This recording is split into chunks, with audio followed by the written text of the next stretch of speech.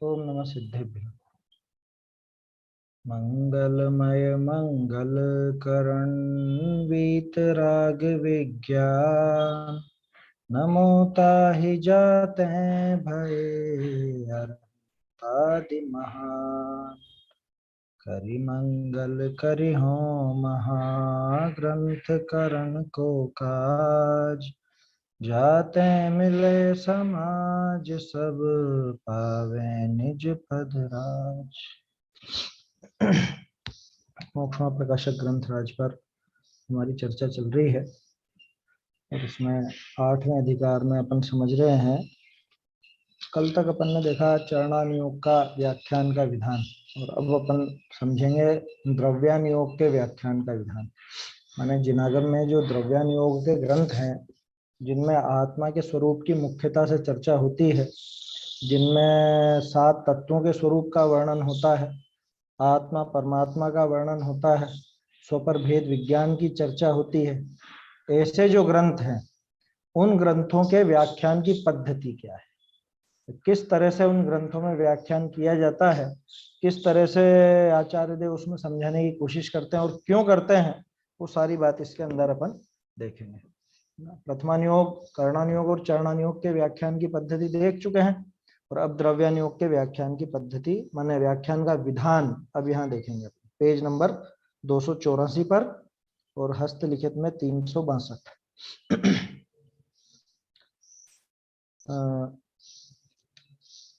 अब द्रव्यानुयोग विषय कहिए है। द्रव्यानुयोग में व्याख्यान का विधान कहते हैं, जीवनी के जीवादि द्रव्यनि का यथार्थ श्रद्धान जैसे होई तैसे विशेषण युक्ति हेतु दृष्टांत आदि का यहाँ निरूपण कीजिए। जाते हैं या विषय यथार्थ श्रद्धान करावने का प्रयोजन है। तहाँ यद्यपि जीवादि वस्तु अभेद है तथापि तिने विषय भेद कल्पना करी व्यवहार तें द्रव्य गुण पर्याय आदि का भेद निरूपण कीजिए है। बहुरी प्रतीति अनावने के अर्थ है अनेक युक्ति करी उपदेश दीजिए है, अथवा प्रमाण नय करी उपदेश दीजिए सो भी युक्ति है। बहुरी वस्तु का अनुमान प्रत्यभिज्ञान आदि करने को हेतु दृष्टांत आदि दीजिए, ऐसे तहाँ वस्तु की प्रतीति करावने को उपदेश दीजिए है। हो गया ना ये? देखिए पहले पैराग्राफ में और दूसरे पैराग्राफ में आपको समानता सी लगेगी, दोनों में लाइनें एक जैसी नजर आएंगी लेकिन दोनों में अंतर है। क्या अंतर है वो अभी अपन देखेंगे। पहले तो ये समझते हैं अपन, जो पहली पंक्ति में इसका मुख्य बिंदु दे दिया, ये पहला पॉइंट है इसका, चाहे तो नोट कर लें। ये पहला पॉइंट कि द्रव्यानुयोग के व्याख्यान का विधान किस तरह से चलता है कि जीवों को जीवादि द्रव्यों का, ठीक है ना, यहाँ ध्यान रखिएगा, जीवादि द्रव्यों का थोड़ा कंपेयर करके अपन देखेंगे, तुलना करके देखेंगे, इसलिए थोड़ा सा दूसरे पैराग्राफ की पंक्तियां भी पढ़ते हैं ताकि आपको अंतर नजर आए। दूसरा पैराग्राफ क्या है? बहुरी यहाँ मोक्ष मार्ग का श्रद्धान करावने के अर्थ जीवादि तत्वनि का विशेष युक्ति हेतु दृष्टांत आदि करी निरूपण कीजिए है। तहाँ स्व पर भेद विज्ञान आदि जैसे होई तैसे जीव अजीव का निर्णय कीजिए है। बहुरी वीतराग भाव जैसे होई तैसे आश्रवादिक का स्वरूप दिखाइए है। बहुरी तहाँ मुख्य पने ज्ञान वैराग्य को कारण आत्म अनुभवन अधिकता का महिमा गाइए है। बहुरी अध्यात्म शास्त्र ने विषय, एक मिनट नहीं, बहुरी द्रव्यानुयोग विषय निश्चय अध्यात्म उपदेश की प्रधानता है। ये तो तीसरी लाइन आ गई, तीसरा पैराग्राफ आ गया। ये 2 पैराग्राफ अपन ने पढ़े, इन दोनों की स्टार्टिंग आप देखोगे तो एक जैसा लगेगा आपको। वहाँ द्रव्यों की बात थी, यहाँ तत्वों की बात है ना। हाँ ये दोनों में अंतर है। और अभी एक चीज इसमें और है, ये दोनों अलग अलग क्यों लिखे, ये दोनों का वर्णन अलग अलग क्यों लिखे? वहां आप गौर से देखोगे तो नीचे तत्वों की बात में वो मोक्ष मार्ग से जोड़ा है ना, वहां मोक्ष मार्ग समझाने के लिए, मोक्ष मार्ग का स्वरूप समझाने के लिए उधर तत्वों की बात, और यहाँ पर जो बात चल रही है अभी, यहाँ द्रव्यों की बात है, ये वस्तु का स्वरूप दिखाने के लिए। पहले वो द्रव्य कैसा क्या होता है ये ज्ञान प्रधान कथन समझना, वो नीचे वाला श्रद्धा प्रधान कथन समझना। दोनों कथन अध्यात्म में आते हैं, ठीक है ना, दोनों ही कथन अध्यात्म में आते हैं, लेकिन थोड़ा सा वहां पे द्रव्यों की प्रमुखता की बात हो गई, तो द्रव्यों में तो ज्ञान की मुख्यता आ गई, और इधर श्रद्धान की मुख्यता आ गई। अच्छा, एक और मजेदार बात है कि टोडरमल जी ने दोनों ही पैराग्राफ में युक्ति, हेतु, दृष्टांत आदि के द्वारा, है ना, ऐसा लिखा ना दोनों ही पैराग्राफ में। ये जो युक्ति, हेतु, दृष्टांत है अलग से जोड़ा उन्होंने, अलग से जोड़ा दोनों ही जगह, एक जगह नहीं, दोनों ही पैराग्राफ में अलग से जोड़ा। अभी दिखाऊंगा आपको, क्योंकि इसमें दो जगह अपने संशोधन है। एक मिनट, वह भी युक्ति है, हाँ ठीक है, दो जगह संशोधन है, वो अपन देखेंगे पहले पैराग्राफ में। चलिए देख ही लेते हैं। एक मिनट, ये तो कुछ और हो गया।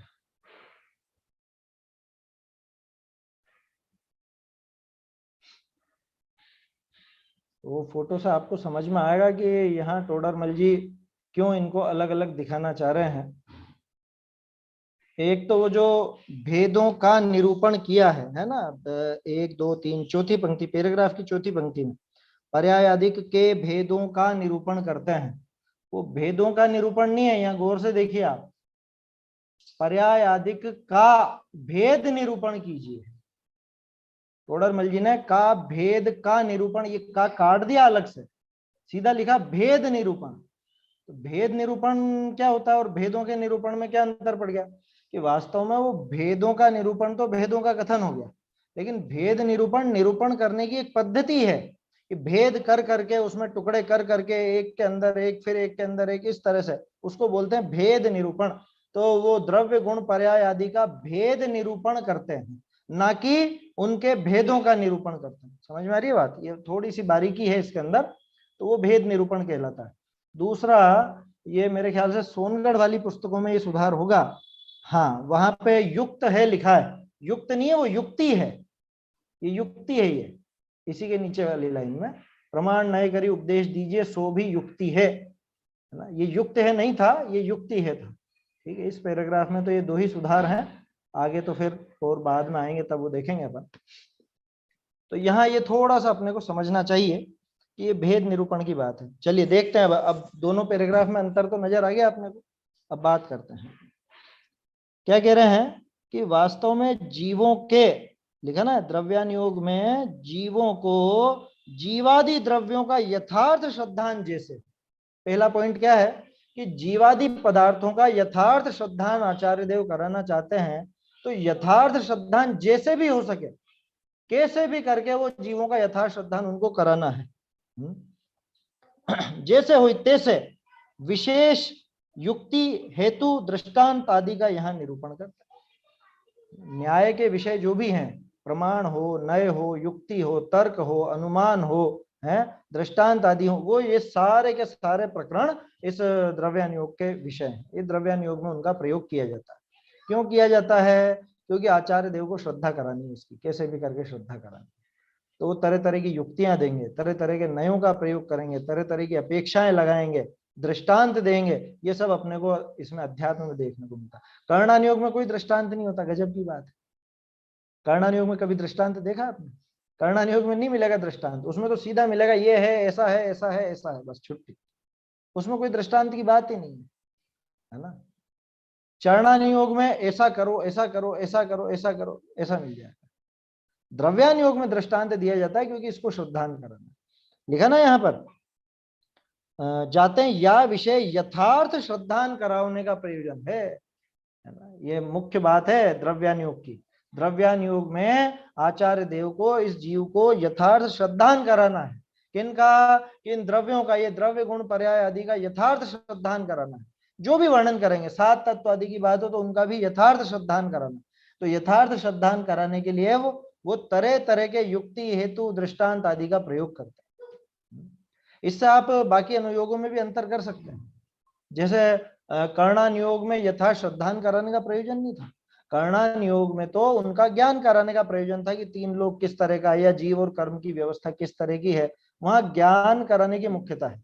चरणानुयोग में आचरण की मुख्यता, ये देखा ही था अपन ने कि वहां पे आचरण कराने की मुख्यता थी। और ये द्रव्यानुयोग में श्रद्धान कराने की मुख्यता। यहाँ आचार्य देव का सीधा सीधा उद्देश्य कि अनादिकाल से जो इसका विपरीत श्रद्धान चला आया है, वो विपरीत श्रद्धान टूटे, यहाँ सच्चा श्रद्धान हो, सम्यक दर्शन इसको प्रकट हो, ये सबसे बड़ा इसका प्रयोजन द्रव्यानुयोग का रहता है। और उसके लिए वो कई तरह का प्रयोग करते हैं, है ना, तरह तरह के तर्क, युक्तियां, हेतु, दृष्टांत, नए प्रयोग, अनुमान प्रयोग, ये सब करते हैं। देखिए और क्या कह रहे हैं, तहां यद्यपि जीवादि वस्तु अभेद है।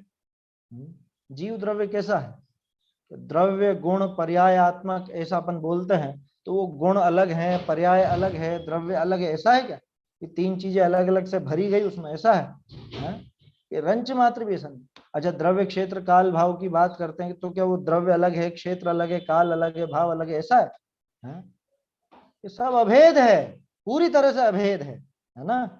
तो तहां यद्यपि जीवादि वस्तु अभेद है, तथापि तिनी विषय भेद कल्पना करी व्यवहार से।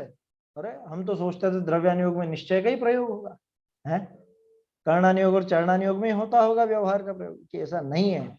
द्रव्यानुयोग में भी बहुत बहुत व्यवहार का प्रयोग है, क्योंकि आचार्य देव को तो युक्तियां और तर्क वगैरह सब देने ना, तो उसमें व्यवहार की बातें आएंगी आएंगी। अनुमान आदि के प्रयोग में वो व्यवहार की बात भी आएगी आएगी।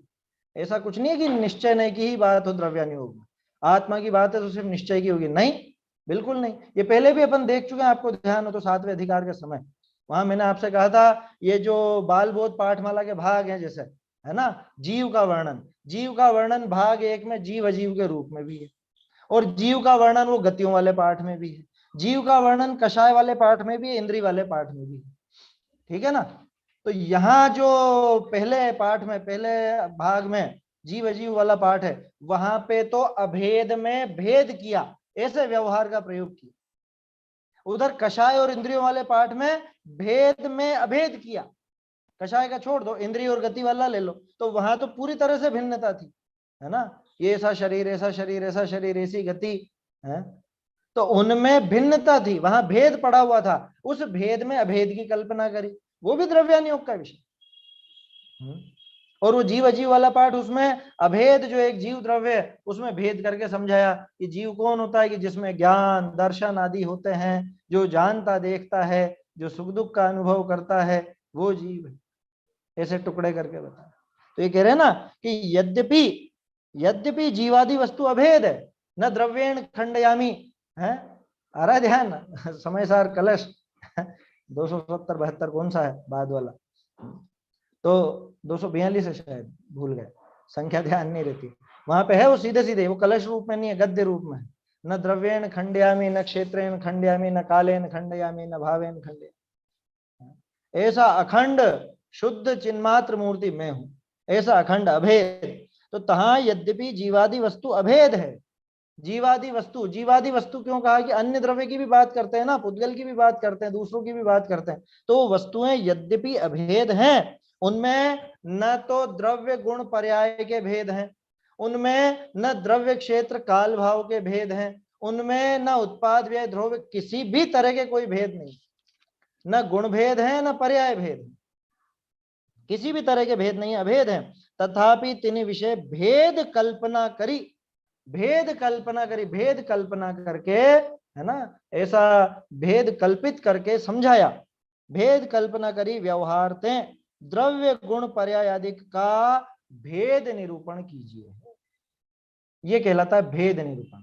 वस्तु अभेद थी लेकिन उसमें भेद दिखाए जा रहे हैं तरह तरह के, तो इसको बोलते हैं भेद निरूपण। इनके भेदों को दिखाया ऐसा नहीं, उसी वस्तु को भेद रूप से दिखाया, इसका नाम है भेद निरूपण, है समझ में, ये कहलाता है भेद निरूपण। शब्द क्यों लगाया, कल्पना तो नहीं है तो यथार्थ ही समझाने के लिए बोला, पर भेद कल्पना शब्द जो लगाया, क्योंकि भेद है नहीं, भेद की कल्पना ही करी है वास्तव में, भेद कल्पना करके माने भेदों की तरफ से देख करके, भेदों का विचार करके, मन में ऐसा चित्र बना करके, जब अपन बात करते हैं जैसे पर्याय की भिन्नता की अपन बात करते हैं कि द्रव्य तो त्रिकाल शुद्ध है और ये पर्याय बिल्कुल न्यारी है, तो एक कल्पना करते हैं ना दिमाग में, बिल्कुल न्यारी एकदम अलग, कैसी अलग की द्रव्य अलग पड़ा हुआ है, पर्याय अलग पड़ी हुई है, ऐसी कल्पना करते हैं ना। वास्तव में तो कोई ऐसा ऐसा भेद है नहीं कि गुण अलग जा रहे हो, पर्याय अलग जा रही हो, द्रव्य अलग पड़ा हुआ, ऐसे तो कुछ है नहीं, सारा का सारा जो है यहीं पर है, लेकिन दिमाग में एक कल्पना की है। तो ये शब्दों से अपने को पकड़ में आना चाहिए कि भाई ये भेद की कल्पना की गई, वास्तव में कोई ऐसा अलग अलग नहीं है। जैसे अपन ने कहा जीव में ज्ञान है, दर्शन है, सुख है, वीर है, अनंत अनंत गुण है, तो वो जो एक कल्पना करी है ये अलग अलग अलग अलग ऐसे हैं, तो क्या अलग अलग है क्या वो गुण वास्तव में? ये देखा जाए तो जीव ही पूरा उस रूप है, पूरा जीव ही उस रूप है, अनंत गुणात्मक, एक अनंत गुणों का एक अखंड पिंड है, असंख्य प्रदेश, पूरा पूरे में एक ही व्याप्त है, अलग अलग है क्या वो प्रदेश? लेकिन उनकी चर्चा करते हैं वो कल्पना करके करते हैं। तो भेद कल्पना करी, है ना। अच्छा एक और चीज है, कल्पना का अर्थ है झूठ मत समझना, है ना, कल्पना का अर्थ झूठ नहीं है, कल्पना माने ऐसा विकल्प करके, ऐसा वो उसका एक खाका खींच करके अपने दिमाग में ऐसा ऐसा एक चित्र तैयार किया कि ये द्रव्य, ये गुण, ये पर्याय, अथवा ये द्रव्य, ये क्षेत्र, ये काल, ये भाव, अथवा ये उत्पाद, वे ध्रुव इत्यादि। हाँ वही प्रश्न था मेरा कि कल्पना का शब्द अधिकतर झूठ, जैसे कि नहीं, झूठ वाली बात तो नहीं है, ये समझाने के लिए ऐसा कल्पित किया, है ना, इस तरह से इसको कल्पित करके, ऐसी एक कल्पना करके उसका एक स्वरूप अपने दिमाग में बना करके, और फिर ऐसा किया। जैसे बच्चे कल्पनाएं करते हैं ना, वो पूछे शेर कैसा होता है, कि शेर इतना खतरनाक होता है और ऐसा होता है और बहुत तेज दहाड़ता है, और ऐसे बड़े बड़े दांत होते हैं और ऐसे नाखून होते हैं और बहुत ताकत होती है, क्या बिल्कुल निडर होता है, तो एक दिमाग में एक वो कल्पना बनती जाती है। समझ में ही बात, वो कल्पना झूठी है उसकी कि झूठी नहीं है ना। अरे अपन वो हाथी का उदाहरण लेते हैं अंधों के उदाहरण से, क्या कि हाथी ऐसा है, हाथी ऐसा है, हाथी ऐसा है, तो वो सब कल्पनाएं झूठी हैं क्या? कि झूठी नहीं है, समझाने के लिए है, लेकिन वस्तु स्वरूप कोई ऐसा ही नहीं है, इतना मात्र ही। एक तो कल्पना ऐसी होती है, कैसी? आप विचार करो, गधा, एक गधा जिसके सींग हैं और आपकी तरफ दौड़ता हुआ आ रहा है, क्या बड़े बड़े सींग हैं उस गधे के, बोलो ये भी तो कल्पना है ना एक, लेकिन ये कल्पना निरी झूठी, बिल्कुल झूठ, ये ऐसी झूठी नहीं है, ये जो कल्पना है ये झूठी नहीं है, ये उस वस्तु स्वरूप को समझने के लिए है, उसकी एक अपेक्षा है ना, उसको समझने के लिए ये विचार उठा है, और उस विचार के माध्यम से वो आसानी से समझ में आ जाती है, इस वजह से वो कल्पना की गई, ऐसा यहाँ समझना चाहिए। यानी वस्तु के भीतर वस्तु व्यवस्था क्या है जो केवल ज्ञान में झलका है, वो हमें ज्ञान कराया जा रहा है। केवल ज्ञान में झलका है वो तो खैर सभी बातों में लगेगा, लेकिन केवल ज्ञान में झलके की बात नहीं, यह श्रद्धान की मुख्यता है। नहीं, जो केवल ज्ञान में झलका है वो मेरे ज्ञान में तो झलक नहीं रहा है, वस्तु के भीतर वस्तु व्यवस्था ऐसी है, हाँ, मेरे असल को में क्या है, निज वस्तु के ज्ञान कराने के लिए। हाँ, वो वस्तु असल में यूं आंखों से दिखेगी तो नहीं, जैसे अभी अपन एक दूसरे को देख पा रहे हैं, या ये जो आपके सामने ग्रंथ रखे हैं, तो ग्रंथ आप देख रहे हो, बिल्कुल कागज कैसा है, क्या लिखा हुआ है, ये सब आपको स्पष्ट सामने नजर आ रहा है, ऐसा तो कोई आत्मा दिखने वाला है नहीं, है ना। सामने अपने को बिल्कुल द्रव्य गुण पर्याय ऐसे अलग अलग से पड़े हुए वो तो नजर नहीं आने वाले हैं। अरे आत्मा का अनुभव हो जाए तो भी अनंत गुण, गुण जो अनंत है, तो अनंतता ज्ञान में तो नहीं आएगी, वो अनुभव में भले आ जाएगी, क्या उन सबका एक मिला हुआ स्वाद भले आ जाएगा, लेकिन आप ये तो नहीं देख पाओगे कि कैसा है, कितने कितने गुण हैं, अनंत कौन कौन से हैं, ये तो पता नहीं चलता केवल ज्ञान के बिना। तो यहाँ वो सारी बात समझाने के लिए भेद कल्पना की जाती है ना, गुणों की, पर्याय की, ऐसी, और वो जो सब कथन आते हैं कि पर्याय बिल्कुल भिन्न है अथवा पर्याय से अभेद है, वो सब उस तरह की कल्पना की जाती है ना। तो कल्पना माने झूठ नहीं, कल्पना माने उस वस्तु में एक वो इस तरह की अपेक्षा है, उसका एक एंगल है इस तरह का, क्या इस एंगल से भी उसको समझा जा सकता है, तो वो सारी कल्पना की जाती है, ऐसा है। तो उनका वो ऐसा भेद निरूपण किया जाता है ना। आगे देखिए और स्पष्ट हो जाएगा, बहुरी प्रतीति अनावने के लिए, है ना, हिंदी में क्या किया, लाने के लिए, यहाँ अनावने के लिए माने दिलाने के लिए, हाँ कराने के लिए, ठीक है, कराने के लिए, इसको प्रतीति आ जाए, है ना, ढूंढारी में टोडरमल जी ने लिखा था प्रतीति अनावने के अर्थी, माने प्रतीति आ जाए इसको, ऐसे इसके हृदय में वो प्रतीति आ जाए, इसको श्रद्धान हो जाए, इसके लिए अनेक युक्ति करी उपदेश दीजिए। अनेक युक्तियों से उपदेश दिया जाता है, तरह तरह की युक्तियां लगाई जाती हैं, अथवा प्रमाण नय करी उपदेश दीजिए, सो भी युक्ति है।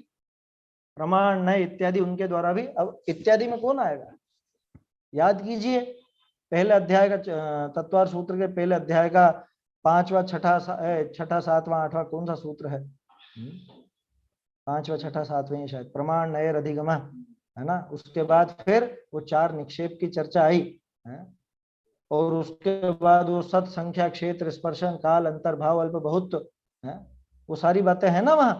तो ये सब चीजें प्रमाण नय में शामिल है, ये भी युक्ति है। निर्देश, स्वामित्व, साधन, अधिकरण, स्थिति, विधान, उसके बाद वो और विस्तार के लिए सत संख्या क्षेत्र आदि, वो 8, पहले 2 बताए, फिर 6 बताए, फिर 8 बताए, सूक्ष्म रुचि वाले के लिए, मध्यम रुचि वाले के लिए, विस्तार रुचि वाले के लिए। तो ये सब युक्ति है, ये भी युक्ति है।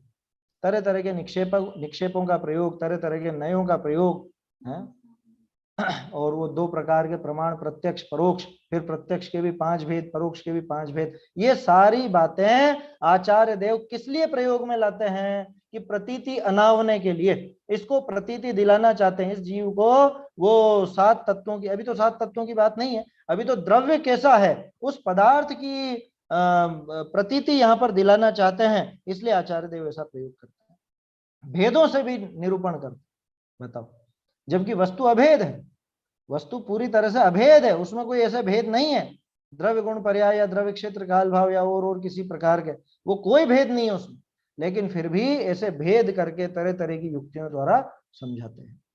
ठीक है, बहुरी वस्तु का अनुमान प्रत्यभिज्ञान आदि करने को हेतु दृष्टांत आदि दीजिए। वस्तु का अनुमान कराने के लिए, प्रत्यभिज्ञान आदि करने के लिए हेतु, दृष्टांत, इन सब का प्रयोग किया जाता है। क्या है ये चीजें हैं, क्या है ये अनुमान आदि और ये सब क्या है, इसको शॉर्ट में थोड़ा सा बताता हूं आपको। प्रत्यक्ष और अनुमान, ये प्रत्यक्ष और परोक्ष, ऐसे 2 प्रमाण अपने यहाँ पे स्वीकार किए गए, ठीक है ना। उस प्रत्यक्ष में, मतलब अब न्याय की तरफ से बात कर रहा हूं मैं, वैसे तो आपने प्रत्यक्ष और परोक्ष में पढ़ा होगा, मति श्रुत दोय परोक्ष अक्ष मनते उपजाहि, है ना, और आद्य परोक्षम प्रत्यक्ष मन्यत, ये सूत्र भी पढ़े होंगे। तो उसमें तो मति ज्ञान और शुद्ध ज्ञान वास्तव में परोक्ष ज्ञान, ठीक है ना, और अवधि ज्ञान मन पर्याय ये एक देश प्रत्यक्ष है, और केवल ज्ञान सकल प्रत्यक्ष। लेकिन जब अपन प्रत्यक्ष के साथ परोक्ष शब्द जोड़ते हैं, तब फिर थोड़ी सी व्याख्या बदल जाती है आचार्य की, तब फिर वो मति और शुद्ध ज्ञान को भी प्रत्यक्ष में शामिल करते हैं, लेकिन उसके साथ एक शब्द जोड़ देते हैं, साम व्यावहारिक प्रत्यक्ष। क्या ये न्याय दीपिका की कक्षा लगती है ना शुक्र और शनिवार को, उसमें ये विषय आते हैं। तो वो साम व्यावहारिक प्रत्यक्ष माने कहने के लिए प्रत्यक्ष, दूसरों को दिखाने के लिए प्रत्यक्ष है, वास्तव में प्रत्यक्ष नहीं है, वास्तव में तो परोक्ष ही है। आचार्य देव उसको परोक्ष ही कह रहे हैं, लेकिन अब सामने वाले के सामने मति और श्रुत को प्रत्यक्ष कहना पड़ रहा है, तो उसके साथ उन्होंने साम व्यावहारिक डाल दिया कि व्यवहार से प्रत्यक्ष, असल में प्रत्यक्ष नहीं। तो ये तो हो गए प्रत्यक्ष के भेद। फिर परोक्ष के 5 भेद, परोक्ष के 5 भेद कौन से? स्मृति, प्रत्यभिज्ञान, तर्क, अनुमान और आगम। ये 5 भेद परोक्ष ज्ञान के चलते हैं, जिसमें स्मृति तो पिछला कुछ स्मरण आ जाना, कुछ याद आ जाना, अरे वो है ना, वो हमारा वो हमारे नाना जी थे, वो हमारे काका जी थे, वो हमारे ये थे, और वो हमारे वो थे, या वो ऐसा शहर था, वो हमारा घर था, ऐसा इत्यादि सामान्य स्मृति, स्मरण आ जाना। ठीक है। दूसरा प्रत्यभिज्ञान, सबसे खास चीज है प्रत्यभिज्ञान। आपको पता है आत्मा का जो अनुभव होता है वो प्रत्यभिज्ञान से होता है, वो प्रत्यभिज्ञान से ही होगा, अन्य किसी से नहीं होगा। प्रत्यभिज्ञान क्या होता है? प्रत्यभिज्ञान में स्मृति और प्रत्यक्ष जो जाना है उनका एक संकलनात्मक जोड़ रूप ज्ञान होता है कि यह वही है, या ये वैसा ही है, या ये उससे भिन्न ही है। तरह तरह के भेद बनते हैं उसके, है ना, असंख्य तरह के भेद बन सकते हैं प्रत्यभिज्ञान। तो जब आत्मा का अनुभव होता है उस समय बिल्कुल ये प्रत्यभिज्ञान ही काम करता है कि शास्त्रों में जैसा आत्मा का स्वरूप पढ़ा था, जैसा जाना था, बिल्कुल ये अनुभव में वैसा ही आ रहा है। प्रत्यभिज्ञान के विषय है।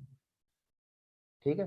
स्मृति हो गया, प्रत्यभिज्ञान हो गया, फिर आता है तर्क, कि ऐसा है तो ऐसा होगा, ऐसे कारण से ऐसा कार्य होगा, ऐसा नहीं है तो ऐसा नहीं होगा, ऐसा अन्वय और व्यतिरेक की जो व्याप्ति देखी जाती है वो तर्क कहलाती है। व्याप्ति के ज्ञान का नाम तर्क है, व्याप्ति ज्ञानम ऊहा। और उस व्याप्ति को किसी एक खास जगह पर लगाने में वो अनुमान का प्रयोग होता है। जैसे कि वहां धुआं है तो मतलब वहां पे आग लगी है, वहां आग लगी क्यों? क्योंकि वहां धुआं है। जहां जहां धुआं होता है वहां वहां आग होती है क्या? जैसे रसोई घर, जहां जहां आग नहीं होती वहां वहां धुआं भी नहीं होता। जैसे तालाब, क्योंकि यहाँ पर धुआं है इसलिए यहाँ पर आग है। ऐसा अनुमान प्रयोग चलता है। नहीं, तर्क में तो इतनी सी बात है कि जहां जहां धुआं है वहां वहां आग, जहां जहां आग नहीं है वहां वहां धुआं नहीं है। ये व्याप्ति का ज्ञान। लेकिन ये कहीं पर घटित नहीं कर रहे हैं अपन, ये एक सामान्य नियम जाना है। यहां आग लगी है ना, यहां आग लगी है, वहां आग लगी है, ये अनुमान का प्रयोग। अनुमान में पर्टिकुलर किसी पक्ष में उस हेतु की सिद्धि की जाती है। समझ में ही बात? ऐसा तो किसी खास जगह पर वो लगाया जाता है। जैसे जहां जहां ज्ञान है वहां वहां जीव है, जहां जहां जीव नहीं है वहां वहां ज्ञान नहीं। ये तो सामान्य रूप से तर्क हो गया। मैं जीव हूं कैसे, क्यों? अब अनुमान का प्रयोग करेंगे, क्योंकि मैं भी जानता हूं, मुझे सुख दुख का अनुभव होता है, मुझ में ज्ञान है, मैं ज्ञान से जानता हूं। बाल बोध पाठमाला भाग 1, अनुमान का प्रयोग। मेरे में ज्ञान है, मैं ज्ञान से जानता हूं, मैं सुख दुख का वेदन करता हूं, इसलिए मैं जीव हूं। ये हुआ अनुमान। समझ में ही बात? माने वो जो हेतु का ज्ञान हुआ था, वो जो व्याप्ति का ज्ञान किया था, उसको किसी खास जगह पर लगाना, किसी पक्ष में किसी साध्य में लगाना, उसका नाम है अनुमान। साधनात् साध्य विज्ञानम अनुमानम, साधन से साध्य का ज्ञान करना, उसका नाम अनुमान। और आगम कि आप्त वचन निबंधनम आगम, ऐसा कि आप्त के जो वचन है, आप्त पुरुष के जो वचन है, उससे जो ज्ञान होता है उसका नाम आगम। ये कागजों का नाम आगम नहीं। समझ में ही बात? ये ग्रंथ आपके सामने रखा है, वास्तव में ये नहीं आगम। इनको भी कह देते हैं अपन व्यवहार से आगम, लेकिन असल में आगम तो इसको पढ़ करके जो ज्ञान होता है उस ज्ञान का नाम आगम ज्ञान है। तो ये सब परोक्ष प्रमाण कहलाते हैं, और ये सब मति और शुद्ध ज्ञान के भेद है। समझ में ही बात? जिसमें स्मृति तो स्पष्ट रूप से मति ज्ञान का भेद, और वो जो अपन ने देखा प्रत्यभिज्ञान, तर्क, अनुमान, ये सब शुद्ध ज्ञान में जाते हैं। आगम भी शुद्ध ज्ञान में जाता है। द्वादशांग का ज्ञान तो शुद्ध ज्ञान का विषय है ही से, है ना। चलिए, तो अब यहाँ जो ये बात आई थी, ये तो इसकी डिटेल इसलिए ले ली अपन ने। वस्तु का अनुमान, प्रत्यभिज्ञान आदि करने को हेतु दृष्टांत आदि दीजिए है। वस्तु का ये बराबर ज्ञान करने के लिए वो हेतु भी देते हैं, वहां समझाते भी हैं ढंग से, उसमें दृष्टांत आदि भी दिए जाते हैं, तरह तरह के उदाहरण भी दिए जाते हैं। जैसे आचार्य ने वहां उदाहरण दिए ना, भूताविष्ट और ध्यानाविष्ट पुरुष के, क्या मिथ्यात्व को समझाने के लिए है, वैसा भी उदाहरण देते हैं आचार्य जी। तरह तरह के उदाहरण आते हैं। ऐसे तहां वस्तु की प्रतीति करावने को उपदेश दीजिए है। ऐसे वस्तु की प्रतीति दिलाने के लिए, वस्तु की, द्रव्य की प्रतीति कराने के लिए उपदेश देते हैं। ये द्रव्य की तरफ से कथन हुआ, द्रव्य का व्याख्यान हुआ, तत्व का नहीं हुआ। द्रव्य और तत्व में अंतर है ना। ये द्रव्य का व्याख्यान हुआ। अब दूसरा पॉइंट, बहुरी यहाँ मोक्ष मार्ग का श्रद्धान कराने के अर्थ। देखो, पहले वो द्रव्यों का करा रहे थे, अब वो मोक्ष मार्ग का कराना है श्रद्धान। तो मोक्ष मार्ग का श्रद्धान कराने के अर्थ जीवादि तत्वनि का, पहले जीवादि द्रव्यों का था, अब जीवादि तत्वों का हुआ। दोनों में अंतर क्या? कि जब तत्व की बात आएगी तो वहां खुद की मुख्यता से बात आ जाएगी। द्रव्य में एक सामान्य बात चलती है, समझ में ही बात? द्रव्य में सामान्य रूप से बात चलती है, वहां अपने को नहीं रख करके देखा जाता। और जबकि तत्व में तो खुद को ही सामने रख करके बात की जाएगी। वो तत्व माने मैं, है ना। पहले भी शायद अपन ने चर्चा की है, जब जीव तत्व की बात चलेगी तो जीव तत्व तो एक अकेला मैं, कैपिटल आई, इंग्लिश में जो कैपिटल आई आता है बस वो। 224 पेज में दिया है ना, वस्तु के भाव का नाम तत्व है। हाँ, वहां पे तत्वार्थ के उसमें बात करी थी वो, है ना। वस्तु के भाव का नाम तत्व है। मतलब यूं समझो, द्रव्य का जो स्वभाव देखा जाएगा, जो उसका निचोड़ देखा जाएगा या खुद पर जो लागू किया जाएगा, वो है तत्व। ऐसा समझना। द्रव्य तो है अर्थ, द्रव्य तो है अर्थ, और उसका जो भाव है, उसका जो स्वरूप है, वो है तत्व। ऐसा, ठीक है। द्रव्य तत्व की बात भी ज्ञान अलग। स्वभावी आत्मा को भी तो तत्व कहते हैं, आपने बताया जीव था, तत्व, पहले हाँ। चर्चा चल चुकी है। ज्ञान स्वभावी आत्मा को जीव तत्व अथवा ज्ञान स्वभावी जीव तत्व को आत्मा, दोनों जगह एक ही बात चलती है, समान परिभाषा आती है। क्यों? क्योंकि वहां जीव तत्व माने मैं, ज्ञान स्वभावी आत्मा, आत्मा आत्मा शब्द का अर्थ ही मैं होता है ना। संस्कृत में आत्मन शब्द का अर्थ मैं होता है, स्वयं। तो जब जीव तत्व की बात आती है तो जीव तत्व माने अकेला मैं, बाकी कोई नहीं। आप कौन हो मेरे लिए? क्या आप मेरे लिए अजीव तत्व हो? द्रव्य के हिसाब से देखोगे तो जीव हो क्या? बाकी सारी दुनिया वो द्रव्य की तरफ से देखी जाए तो जीव है ना, मतलब जो जीवों की बात करें अपन। लेकिन तत्व की तरफ से देखें तो जीव तत्व तो एक अकेला मैं हूं, बाकी सब अजीव तत्व हैं। इसमें बहुत सौ को खलबली लगती कि अरे अजीव तत्व क्यों कह दिया? अरे भाई, अजीव द्रव्य नहीं कहा है, द्रव्य गुण पर्यायात्मक रूप से देखें तो वो जीव ही है, लेकिन बात चल रही है जीव तत्व की। क्या वस्तु स्वरूप क्या है जीव तत्व की परिभाषा? क्या है कि ज्ञान स्वभावी आत्मा को, ज्ञान स्वभावी मैं को, आत्मा माने मैं है ना, आत्मन शब्द का अर्थ ही मैं होता है। तो ज्ञान स्वभावी मैं को, मुझे, मैं ज्ञान स्वरूपी हूं, मेरे ज्ञान स्वभाव को जीव तत्व कहा जाता है। ऐसी बात है, समझ में ही बात? ऐसा है। नियम सार में बहुत सटीक प्रयोग है इनके। ये द्रव्य अंतस्तत्व, द्रव्य तत्व भी अलग अलग जगह पर अलग अलग तरह से, जैसे आपने ये यूज किया वृद्ध द्रव्य संग्रह में, ये दूसरी तरह से यूज किया गया है। वहां तीसरे नंबर की गाथा, उसमें द्रव्य और तत्व को जो हमने यहाँ तत्व लिया, वहां पर वो द्रव्य ने लिया नियम है। सार जी में भी है, नियम सार जी में भी ऐसा है। नियम सार सार जी में आपको 6 तत्व बताएंगे, हाँ, नियम सार में भी सही है। 6 तत्व बताएंगे या 7 द्रव्य बता देंगे। ऐसे शब्दों में नहीं उलझना, अपने को वो भाव समझना है ना। भले वो भाई, मतलब आचार्य देव क्या कहना चाह रहे हैं कि जहां जीव पुद्गल धर्म धर्म आकाश काल की बात चले तो वहां पर तो वो जीव द्रव्य की बात है, ऐसा समझ। और जहां पर ये आत्म स्वरूप की बात चले, ज्ञान स्वभाव की बात चले, तो वहां जीव तत्व की बात चल रही है, ऐसा समझना। नाम भले उसका तत्व रखो चाहे द्रव्य रखो, फर्क नहीं पड़ता। पर विकारी और निर्विकारी पर्याय से जो मेरा आत्मा है उसको द्रव्य बोला, और जो परमात्मा है, शुद्ध आत्मा है, उसको तत्व बोला। वहां ऐसा लिया कहाँ पे? नियम सार जी में। हाँ, वहां तो बहुत अलग अलग व्याख्याएं मिलेंगी। वहां अध्यात्म, ठेठ ठेठ अध्यात्म की बात है। वहां पर ऐसा लिया, अपने अपने ऊपर ही दोनों घटाए, वहां द्रव्य भी और तत्व भी दोनों अपने ऊपर ही वो घटाए। लगातार नहीं तो द्रव्य तो मैं हूं ही सही, भाई हाँ, द्रव्य मतलब गुण पर्यायात्मक में हूं तो जीव द्रव्य तो मैं हूं ही, है ना। लेकिन खास बात यह है कि जब तत्वों की बात करूं तो मैं ही जीव तत्व है ना, बाकी कोई जीव तत्व नहीं। आप लोग मेरे लिए जीव तत्व नहीं, जीव द्रव्य होंगे आप क्या? मेरी आत्मा वो हाँ, द्रव्य, और परमात्मा जो अंदर आत्मा में, मेरी परमात्मा नहीं, मेरी आत्मा नहीं, मेरा आत्मा, मैं मेरा मतलब आत्मा।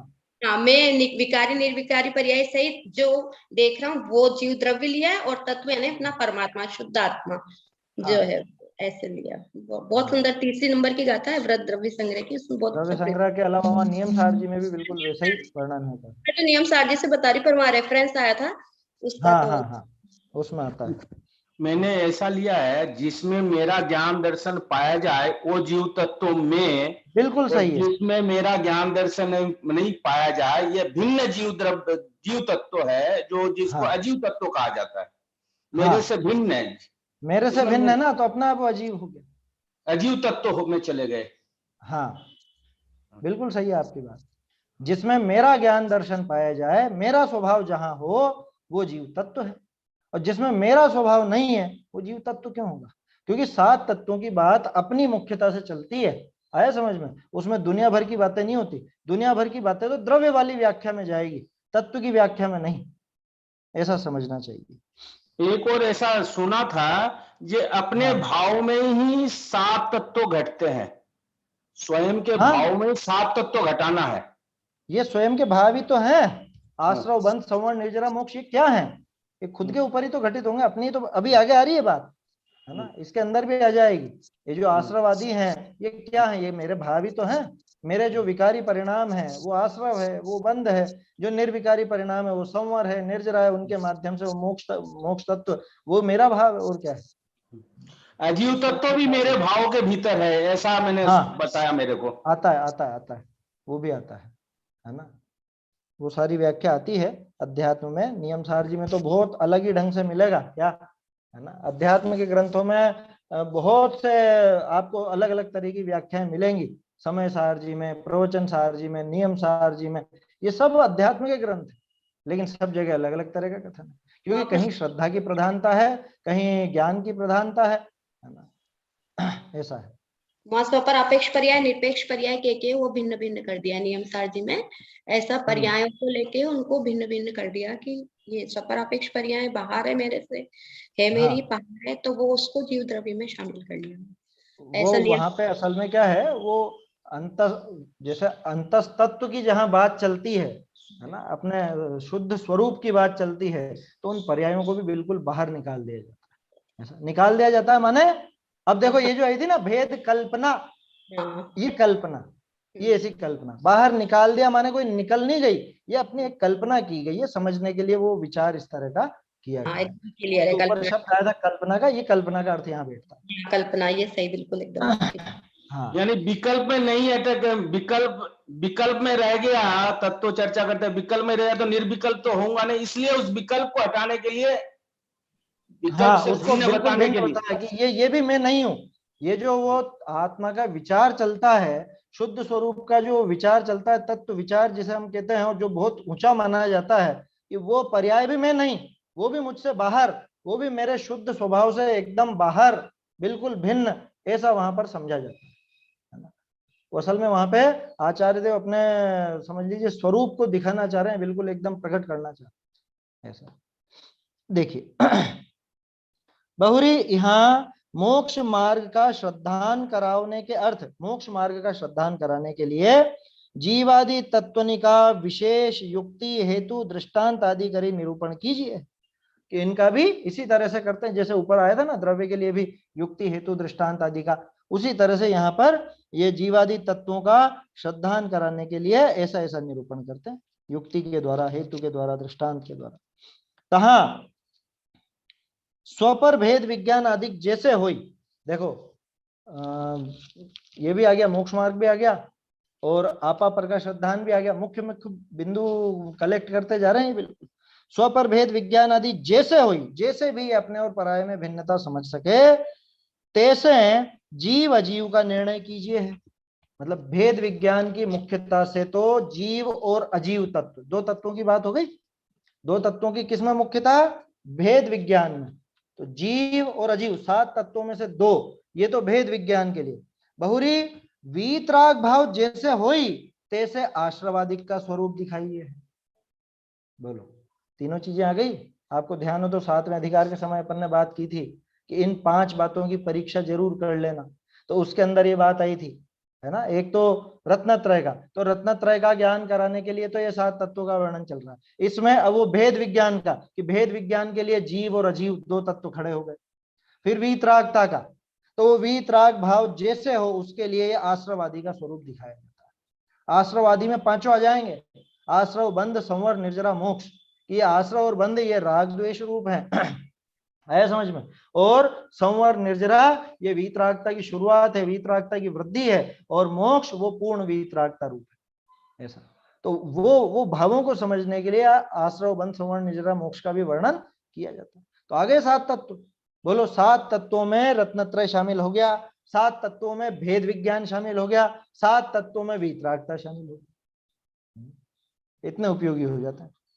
ये बात एक बार और क्लियर करना भैया, कि आपने बोला कि जीव द्रव्य जो ऊपर लिया है वहाँ ज्ञान की मुख्यता है, और जीव तत्व से नीचे लिया है वो श्रद्धान की मुख्यता है। ये थोड़ा सा और क्लियर, जीव द्रव्य नहीं, वहां मैंने कहा था द्रव्यों का जो वर्णन चलता है वो ज्ञान की मुख्यता से चलता है।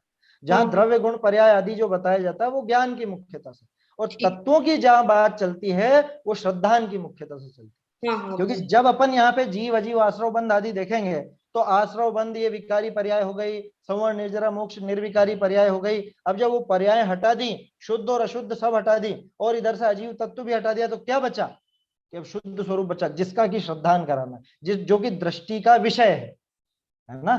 तो दृष्टि का विषय वो श्रद्धान की बात आ गई। तो श्रद्धान की मुख्यता होती है तत्वों के वर्णन में, या तत्वों का वर्णन किया जाता है श्रद्धान की मुख्यता लेकर। और वो जो द्रव्यों का वर्णन चलता है, द्रव्यों की बात चलती है, वहां ज्ञान की मुख्यता होती है कि वस्तु स्थिति कैसी है, वस्तु व्यवस्था कैसी है, कि वस्तु द्रव्य गुण पर्यायात्मक होती है, उसके अंदर गुण और पर्याय हैं, अभेद रूप से हैं, लेकिन भेद करके समझाया जाता है, वो सारी बातें चलती है ना। द्रव्य क्षेत्र काल भाव आदि की बात भी चलती है, तो वहां ज्ञान की मुख्यता। हालांकि प्रयोजन श्रद्धान कराने का ही है, लेकिन वो दोनों के रास्ते थोड़े से अलग हैं, है ना। वो ज्ञान की तरफ से ले जाएंगे श्रद्धान तक, ये सीधे श्रद्धान की तरफ की बात करेंगे, ऐसा है। देखिए बहुरीतः मुख्यपने, एक मिनट, ये हो गया क्या? आसो का स्वरूप दिखाइए है, नहीं अभी बाकी है। हाँ, बहुरीतः मुख्यपने ज्ञान वैराग्य को कारण आत्म अनुभवन अधिक ताका महिमा गाइए है। ये भी अध्यात्म शास्त्रों की द्रव्यानुयोग की विशेषता है कि यहाँ आत्मानुभव की महिमा गाई जाती है, खूब महिमा गाई जाती है। आत्मानुभव की महिमा आपको कर्णानुयोग में नहीं मिलेगी, चरणानुयोग में नहीं मिलेगी, यहाँ द्रव्यानुयोग में मिलेगी। जब निज आत्म अनुभव आवे तब और कछु न सुहावे, है रस नीरस हो जात ततच्छन अक्ष विषय नहीं भावे, जब निज आत्म अनुभव आवे। ऐसा है ना। ये तो एक भजन का, ऐसे तो बहुत हैं, बहुत चीजें हैं क्या। वो जब अनुभव आता है, अनुभव होता है, तब अंदर से ऐसी गर्जना आती है, नहीं समय सारा उत्तरम किंचित अस्ति, अरे मुझसे बढ़ के और कोई नहीं क्या, मैं सबसे ऊंचा तत्व हूं इस विश्व का क्या, कि अरहंत आदि भी जिसे नमस्कार करते हैं मैं वो हूं, इतना इतनी इतनी बिल्कुल चढ़ जाता है, एकदम खुमारी आ जाती है अध्यात्म। आत्मानुभव की महिमा गाई जाती है, ऐसा समझना, आत्मा की और आत्मानुभव दोनों की। देखो तो तहा मुख्यपने ज्ञान वैराग्य को कारण, ज्ञान और वैराग्य में जो कारण बने, ऐसे आत्मानुभव की महिमा गाई जाती है। वो आत्मानुभव की महिमा गाते हैं तो इधर इसको विरक्ति होती है जगत से, जगत से विरक्ति होती है और आत्मा में अनुरक्ति होती है, आत्म स्वरूप में। ऐसा जिसको संवेग और निर्वेद नाम से अपन जानते हैं। संवेग और निर्वेद एक ही सिक्के के दो पहलू हैं, है ना, कि संसार, शरीर और भोग, इनसे विरक्ति होना, इनसे छूटना, वो तो हो गया संवेग, अथवा उसको निर्वेद कह दो। कहीं कहीं पे अलग अलग नाम मिलते हैं तो कोई दिक्कत नहीं है। एक पहलू यह है कि संसार, शरीर और भोगों से तो विरक्त होता है। दूसरा पहलू ये कि कहाँ लगता है फिर, कि आत्म स्वरूप में रस आने लगता है उसको, तो वो निर्वेद है। ऐसा, या उसको संवेग कह दो, जो भी नाम देना हो, उससे फर्क नहीं पड़ता। तो ज्ञान वैराग्य को कारण आत्म अनुभवन अधिक ताका महिमा गाइए है, आत्म अनुभव आदि की महिमा गाई जाती है ना। बहुत सारे छंद हैं। आत्मानुशासन का 116 श्लोक, इसमें भी तो चर्चा करी थी सुबह के में। आत्मानुशासन का 116 116 नंबर का छंद क्या सुबह था, विषय चर्चा में हुई थी भूल ना। गया उसमें। वही ज्ञान और वैराग्य, हाँ हाँ, ज्ञान और वैराग्य की बात थी। तो रेल की ज्ञान पटरी। वैराग्य दोनों साथ साथ चलते हैं, है ना। ये तो कई बार अपन ने बात की है कि ज्ञान और वैराग्य दोनों तो नदी के दो किनारे जैसे, अथवा रेल की पटरी के जैसे। क्या, कि वो रेल की ट्रेन किस पर दौड़ेगी, कि वो ज्ञान और वैराग्य, इन दोनों पटरियां बराबर होंगी तो वो बराबर चलेगी। ये मोक्ष मार्ग की जो रेलगाड़ी है, ये दोनों रेल बराबर होंगी तो ही चल पाएगी। कोरा ज्ञान ज्ञान हो, वैराग्य नहीं हो तो मजा नहीं आएगा, तो वो गाड़ी लुढ़क जाएगी। कोरा वैराग्य हो, ज्ञान नहीं हो तो भी लुढ़क जाएगी। इसलिए लिखा ज्ञान और वैराग्य को कारण, क्या, ज्ञान और वैराग्य दोनों में कारणभूत कौन, कि आत्म अनुभवन आदि, इसकी महिमा गाई। श्रीमद रामचंद्र जी ने ऐसा लिखा, त्याग विराग न चित्त मां थाए न तेने ज्ञान, अटके त्याग विराग मां तो भूले निज भान। हाँ, वो वही है, एक दूसरे के बिना दोनों ही अधूरे हैं, है ना। ज्ञान क्रियाभ्याम मोक्ष जो आता है, अथवा ज्ञान और वैराग्य से मोक्ष की सिद्धि जो कही जाती है, वो यही बात है।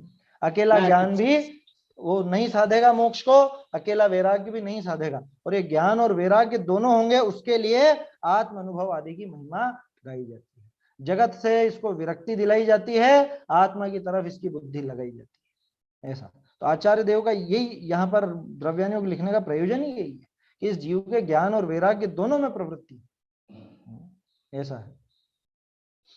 तो ये दूसरा बिंदु हो गया है ना। समय हो गया क्या, एक आध मिनट है अभी। और इसमें भी पहले उन्होंने वैराग्य नहीं लिया, पहले ज्ञान लिया, ये भी सोच समझ के कि ज्ञान बिना वैराग्य। हाँ, वो मतलब इसलिए ज्ञान पहले लिया, वैराग्य बाद में लिया। वो सही है बिल्कुल बात, ना। उसका कारण भी है, अपन जब बात करते हैं दर्शन ज्ञान चारित्र तो क्रम भी यही है, श्रद्धा ज्ञान चारित्र, इसी तरह से क्रम चलता है। इसमें कई नियम लागू होते हैं, है ना। संस्कृत का जो नियम है कि जो कोई छोटा शब्द होता है ना तो उसको पहले लिया जाता है, ये कायदा है। छोटा शब्द पहले लेते हैं, बड़ा शब्द बाद में लेते हैं। ज्ञान और वैराग्य, ज्ञान और चारित्र, आया समझ में? ये आपको सर्वार सिद्धि में पढ़ने को मिलेगा। फिर आप कह सकते हो दर्शन पहले क्यों लिया, तो वहां दूसरा नियम लगता है कि भले ही शब्द में बड़ा हो, अक्षर ज्यादा हो, लेकिन जो पूज्य होता है वो पहले आता है ना। सामान्य रूप से तो यही नियम है कि छोटे कम अक्षर वाला शब्द पहले प्रयोग में आएगा, लेकिन अगर कोई पूज्य है तो वो पहले आएगा। तो दर्शन सबसे ज्यादा पूज्य है तीनों में, क्योंकि वो सम्यक दर्शन, वो श्रद्धान, सम्यक दर्शन के बिना वो ज्ञान और वो चारित्र किसी काम के नहीं होते। और ये द्रव्यानुयोग तो पूरा का पूरा उस श्रद्धान के लिए समर्पित है। यहाँ तो श्रद्धान कराने का ही प्रयोजन है आचार्य देव का। तो ज्ञान भी उसी तरफ दौड़ता है, और वो जो वैराग्य की बात आती है वो भी उसी तरफ दौड़ती है समझ में। यहाँ पे वैराग्य दिला के कोई भला बुरा बस इतना ही कहने का प्रयोजन नहीं होता आचार्य देव कि घर वालों से वैराग्य दिलाना है तो घर वालों को गालियां दे दी, या विषय भोगों से वैराग्य दिलाना है तो उनको बुरा बता दिया, या और किसी से वैराग्य बताना है तो उसकी निंदा कर दी। ऐसा अकेला इतना नहीं होता, उसके साथ साथ इधर लगाना भी तो है। नहीं तो ऐसा वो मुंह सड़ा करके बैठ जाएगा बिल्कुल, वो तो ऐसे कोई विरक्ति की बातों से। तो उसको इधर अच्छाई भी दिखानी पड़ेगी, आत्मा की अच्छाई भी दिखाई जाएगी। यहाँ पे इसके जो स्वरूप की महानता है, ये जो शुद्धता है, वो शुद्धता भी दिखाई जाएगी। वहां कहा जाएगा कि अरे तू तो पूरे जगत में सबसे ऊंचा है, सर्वोत्कृष्ट पदार्थ तू है, मैं ही एक और नहीं दूजो, तीन जगत का सेहरा, लागा आत्म राम सो नेहरा। ऐसा सर्वोत्कृष्ट पदार्थ मैं हूं, ऐसी महिमा वहां पर गाई जाएगी। अरे आचार्य के आप शब्द सुनिए, कुंदकुंदाचार्य के, अमृत चंद्राचार्य के, ऐसे ऐसे हृदय में बिल्कुल गदगद हो जाएंगे। अरे मेरे लिए इतनी ऊंची बात की जा रही है। मैं तो खुद को ऐसा दीनहीन पामर समझता हूँ कि अपन तो कुछ है ही नहीं है? और आचार्य देव कह रहे हैं कि तू सबसे ऊंचा, तू सब बातें पूरा, प्रभु तू काई बातें अधूरा। क्या आता है ना, बहुत सारे भजन हैं पुराने कवियों के अथवा आचार्यों के, छंद हैं बहुत सारे, जिससे आपको खुद की महिमा आएगी। तो खुद की महिमा दिला के घमंड दिला रहे हैं क्या? कि घमंड नहीं कर रहा था, यहाँ पे वस्तु स्थिति दिखाते हैं, आत्मा का श्रद्धान कराते हैं, और साथ साथ वो वैराग्य भी हो ही जाता है। तो ज्ञान और वैराग्य दोनों की सिद्धि हो जाती है। ऐसा भी तो आता ना, इसी में आया ना, जानेगा तो श्रद्धान करेगा, इसको घटाना है ना इसमें। जानेगा तो श्रद्धान करेगा, ये बात पहले भी आई क्या? ये बात सही है, जानेगा तो श्रद्धान करेगा, तो पहले तो ज्ञान ही होगा, है ना। लेकिन जब सम्यक पने की बात करते हैं तो सम्यक पना पहले श्रद्धान में आएगा, है ना। ये प्रश्न उठता है वास्तव में, और पहले आ चुका है ये प्रकरण, मेरे ख्याल से शायद 7वें अधिकार में आया था। कहाँ आया था? 7वें में ही आया था क्या? कि ज्ञान पूर्वक श्रद्धान होता है कि श्रद्धान पूर्वक ज्ञान होता है? कि जब अपन सम्यक पने की बात करें तो पहले श्रद्धान लेना फिर ज्ञान लेना। लेकिन जब सामान्य एक प्रक्रिया देखें तो पहले तो जानना होगा, सामान्य जानना। क्यों? क्योंकि बिना जाने का श्रद्धान गधे के सींग के समान है, ये भी टोडरमल जी का ही वाक्य। इसलिए पहले तो सामान्य रूप से जानेगा, लेकिन वो जानना भी सम्यक नहीं हुआ है क्या? अपन ने इसमें वो उदाहरण भी लिया था, आपको ध्यान हो तो, वो डीड बनाई कोई, है ना, वसीयत बनाई, कोई कॉन्ट्रैक्ट बनाया, कुछ भी बनाया, तो पहले क्या होगा कि सबसे पहले लिखा जाएगा, पूरी वो लिखा पढ़ी जो भी होती है वो टाइपिंग की जाएगी, उसकी जो भी मैटर है वो तैयार किया जाएगा 5-6 पेज का, ठीक है। तो वैलिड हो गया वो लिखने मात्र से, वो सारा जान लिया, वो सारा का सारा हो गया, तो हो गया वैलिड के नहीं? इसके बाद वो साइन और सील लगेंगे उस पर। तो जब साइन और सील लग गए तब फिर वो वैलिड हो गया पूरा, वो मान्य हो जाएगा, उसके पहले तक मान्य नहीं रहेगा। तो अंतर क्या आया कि पहले भी ये लिखा हुआ ही था, अब पहले मान नहीं रहे थे, लेकिन आप इसको, और अब भी वही लिखा हुआ है और अब मान रहे हो, ये साइन और वो सील लग गई ना, समझ में ही बात। तो जानना पहले होगा, और जितना भी जानना होगा उस पर वो सम्यक दर्शन आकर के मोहर लगा देगा, ठप्पा लगा देगा, तो वो सारा का सारा ज्ञान एक झटके में सम्यक ज्ञान हो जाएगा। तो पहले सामान्य ज्ञान होगा, फिर सम्यक दर्शन होगा, सम्यक दर्शन के होते ही उसी समय सम्यक ज्ञान भी हो जाएगा, और उसी समय सम्यक चारित्र, अनंत अनंत गुण एक साथ सम्यक हो जाएंगे। ये मोहर लगाने का काम सम्यक दर्शन का है, श्रद्धा का है ना, ऐसा समझना। तो जानना तो पहले होगा, ये बात पक्की। अरे वो सम्यक तो सन्मुख मिथ्या दृष्टि है, उसके जानने में और वो सम्यक दृष्टि जीव के जानने में कोई अंतर है क्या? है? सम्यक तो सन्मुख मिथ्या दृष्टि आत्मा को कैसा जानता है, जानने की बात कर रहा हूं, अभी श्रद्धान की नहीं कर रहा हूं। कैसा जानता है? वो सम्यक दृष्टि से कुछ अलग जानता है? वो भी तो खुद को ज्ञान स्वभावी ही कहेगा, वो भी तो खुद को वैसा ही जानेगा जैसा शास्त्रों में आया है। सम्यक तो सन्मुख की बात कर रहा हूं, जिसको होने ही वाला है, और थोड़ी देर बाद वो सम्यक दर्शन हुआ तो अब क्या भी वैसे ही जान रहा है, लेकिन अब जानना सम्यक ज्ञान है, और पहले वो जानना सम्यक ज्ञान नहीं था। क्यों? क्योंकि पहले उस पर सम्यक दर्शन की मोहर नहीं लगी थी, अब वो मोहर लग गई। ऐसा है ना? तो सम्यक दर्शन तो वो मोहर है, वो श्रद्धा उसकी मोहर है, तब जाके वो सारा का सारा ज्ञान जितना भी है, भले थोड़ा सा ही हो, वो सम्यक ज्ञान है। और वो सम्यक दर्शन की मोहर नहीं है तो चाहे कितना ही विशाल ज्ञान हो, 11 अंग 9 पूर्व का ज्ञान हो, तो भी वो सम्यक ज्ञान नहीं है ना? आपने जो वसीयत बनाई चाहे सैकड़ों पन्नों की हो, तो सम्यक वो सील लगे बिना तो वो व्यर्थ है, कोरे पन्ने हैं और कुछ भी नहीं है ना? और भले ही वो आधे पेज की हो, लेकिन वो साइन और सील हो गई तो पूरी की पूरी वैलिड है, जैसा भी आप करना चाहें। ऐसा है। तो ये दो बिंदु अभी अपन ने इसमें। हाँ। एक और बात, सम्यक दर्शन जिनको प्रकट होता है उस जीव को पहले जैसा भगवान आत्मा है अनुमान ज्ञान में, वैसा ही अनुमान में आ जाता है ना। वो प्रत्यभिज्ञान का यही तो काम है। वो जो थोड़ी देर पहले अपन ने बात की थी, प्रत्यभिज्ञान से वो जानने में आता है, तो वो वही तो जानने में आएगा। वो अनुमान करेगा, पहले अनुमान आदि का प्रयोग करेगा, और फिर देखेगा कि जैसा वहां जानने में आया था बिल्कुल वैसा का वैसा ही अनुभव में आ रहा है। ये तो वही है, ये वही है, इसी का नाम तो प्रत्यभिज्ञान है। मैं वही हूं, वही शुद्धात्मा में हूं।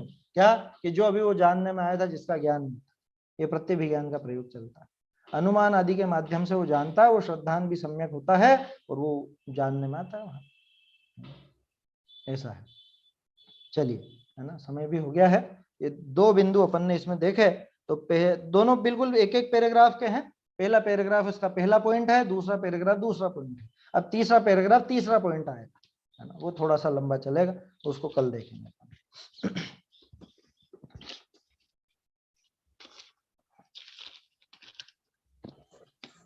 जीव तत्व और जीव द्रव्य के ऊपर 165वां व्याख्यान है, विशेष आपने समझाया था पूरा उसमें। अच्छा, जीव तत्व और जीव द्रव्य का 165 तो 7वें अधिकार का है।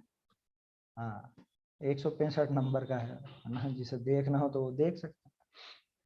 निज निधि निज में बताई यह अनंत उपकार है, इसके लिए जिन वाणी माँ को वंदना शत बार है, वंदना शत बार है।